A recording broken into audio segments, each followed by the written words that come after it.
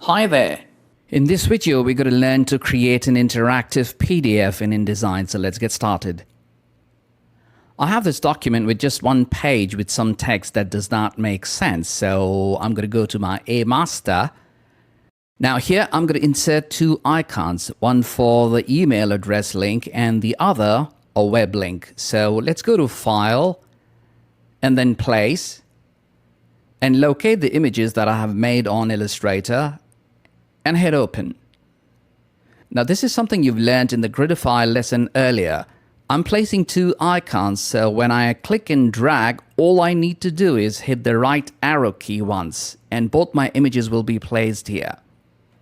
Now let's right click and go to Fitting and select Fit Content to Frame, and our icons are going to be placed perfectly.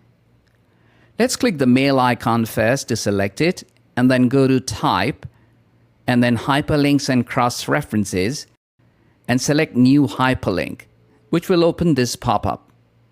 Let's change the link to Option 2 Email. In the address, mention the email address. I'm going to just type in gmail.com and hit OK. You'll find this icon enveloped with dashed lines now, which means a hyperlink has been set. Now let's click the Chrome icon to select it and go to Type and then Hyperlinks and Cross-References and select New Hyperlink. From the pop-up menu, change the link to Option 2 URL. Add the destination address google.com and hit OK. And this one is also surrounded by dashed lines now. Since we've set this to our A master, even if you go to the document page, you should be able to see it. Hit W and this is how it's going to look. Ideally, I should reduce the size of the icons further down, but I'm not going to bother.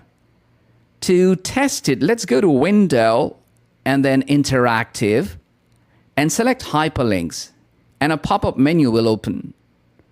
For the email we have set, click the mail icon on the extreme right and you shall find it opening the default mail client. Let's now test the URL by clicking the green button on the extreme right and it shall open the web page. Let's now export it to an interactive PDF format. So let's go to File and then Export. Let's change the format to Adobe PDF Interactive and rename it Test and hit Save. In the export option, we don't have to do anything, so just hit Export. The document might warn you about the overset text, so just hit OK, and you shall find it processing the PDF. And once done, it shall open the PDF. Click the email link, and it shall open the email client, much like we tested. Click the Chrome tab and it shall give you this warning stating that the document is trying to connect to google.com. So let's just hit Allow and it shall open google.com much like we've said. So congratulations guys, you've just learned how to create an interactive PDF in InDesign. Alright guys, that brings us to the close of this session and I'm going to see you in the next one in just a bit. Goodbye.